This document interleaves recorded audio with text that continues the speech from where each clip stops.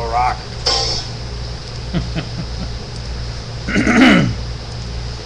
Good evening. I am Megadoom, and welcome to the Oil Age, July 2nd, 2011. My debate with a member in the Mississippi River is going to change course thread continues.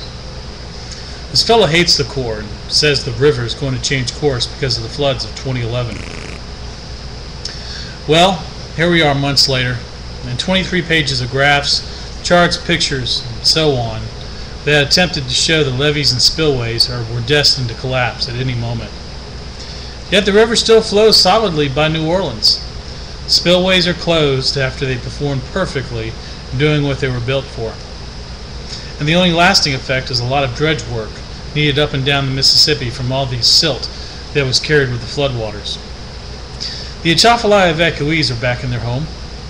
Most had no flooding at all, and the press has, for all practical purposes, stopped reporting on it, because there's nothing really to report.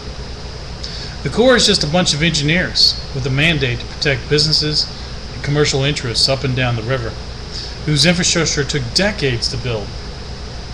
There is no argument, especially from me, that the river should not have been controlled, levied, and dredged from the get-go. But here we are, a century later, whatever it takes to protect. A century later, and I can assure you that people are going to do whatever it takes to protect these large cities and industrial centers that serve the interests of the United States. Why would you expect anything else?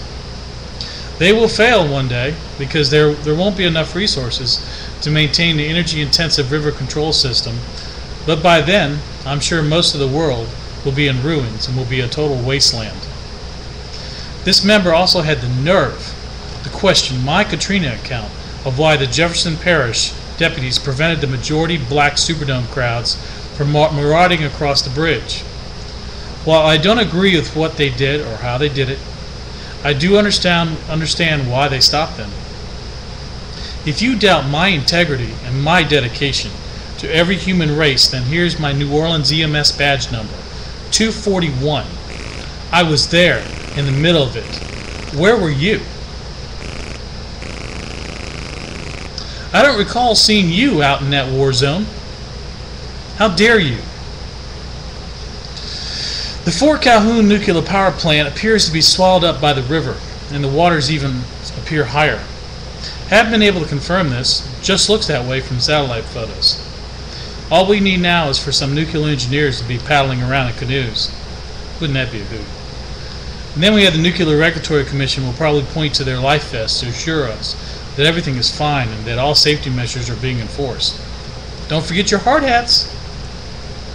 In other news, the media seems hell-bent on saturating us this whole weekend with unimportant fluff like the Wimbledon tennis game, Vidotova winning, the prince and his wife touring the world, the Casey Anthony trial, and anything else that can get a gossip queen stimulated or a young teenage nympho excited.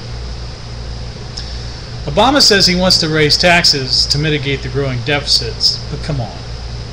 He knows full well that isn't going to pass the Republican-held Congress, and when we reach an impasse, he can blame them for the default. Meanwhile, the Republicans will blame the Democrats for the default because they want to spend, spend, spend. World markets are going to get a hell of a scare come this August. Might be sooner the way things are going. Did you hear Geithner wants out before the peasants come with their pitchforks? Yep. Looks like he has his resume in over at his old frat house, Goldman Sachs. I'm sure they can get him a Dr. Evil squid jet to a bunker somewhere in time. He's threatening Congress to do something about the deficits by August 2nd, but you should know that he's defaulting intentionally because federal inflows can't pay obligations past his threatened date. But hey, what would be the fun of that? And then we have an interesting thread on what to do with nuclear waste that was started by Mouse Wizard following the tangent debate that erupted out of the Los Alamos fires. What we're talking about is thousands of tons of nuclear material that will be lethal for like forever. Stuff that we keep producing the world over, despite a few hopeful signs coming from European nations that have chosen to shut down some of these reactors and ban future ones. We all know the potential political interests in this country wouldn't be inclined to follow suit, not with our powerful nuclear lobbyists. So what do we do with all these wastes other than what we have been doing? That is, stockpiling them in barrels under tents, putting them in coffins like vampires, or in the case of Japan, just tossing it into the sea to poison the sushi and give their whales tumors. There's not a place on the planet to put any of this to be 100% sure that none of it will leak into the environment at some point among the ensuing centuries. This shit will last longer than modern humans have been around. What have we done? The best suggestion I can think of is to sink it into a deep-sea subduction zone and let the crust take it down into the hot mantle. Then a serious moratorium on all future waste production. Of course, fat chance that'll happen when we can't even get nations to curb some of their carbon emissions to prevent runaway climate change. After decades of doing nothing, all we can do is sit back and watch the droughts, floods, tornadoes, hurricanes, fires, famine, and pestilence sweep the world into the Badsini age.